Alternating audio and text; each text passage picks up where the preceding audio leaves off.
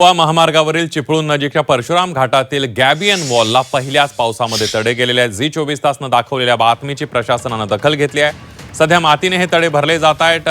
या ठिकाणी प्रशासकीय अधिकारी कोणीही नसून फक्त कामगार या ठिकाणी काम करताना पाहायला मिळत आहेत। याचाच आढावा घेतला आमचे प्रतिनिधी रवींद्र कोकाटे यांनी।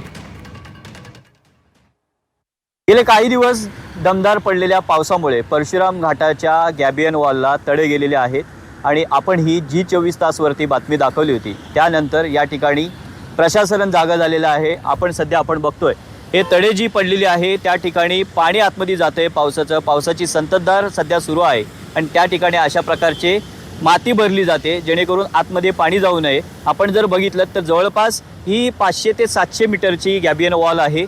आत्ता सध्या या गॅबियन वॉलला प्रचंड भले मोठे तडे गेलेले आहेत। खाली जर बघितलं तर या गॅबियनच्या वॉलच्या खाली पेडेगावची वस्ती आहे। जवळपास हजारो लोकांची वस्ती आहे आणि त्या ठिकाणी हा धोका होऊ शकतो।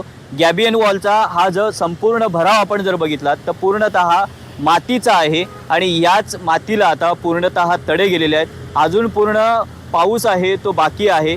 मात्र या 3 दिवस पडलेल्या पावसामुळे गॅबियन वॉलची सध्याची स्थिती अवस्था जर आपण बघितली तर अशा प्रकारे सध्या या गॅबियन वॉलला पडलेल्या तडांना तात्पुरती मलमपट्टी केली जाते प्रशासनाकडून। मात्र इथं कोणतेही प्रशासनाचे अधिकारी अद्यापपर्यंत बघण्यासाठी हे आलेले नाही आहेत। त्यामुळे आपण नक्कीच बघतोय प्रशासनाने जागा होऊन या गॅबियन वॉलकडे लक्ष दिलं पाहिजे। रवींद्र कोकाटे, झी मीडिया, रत्नागिरी।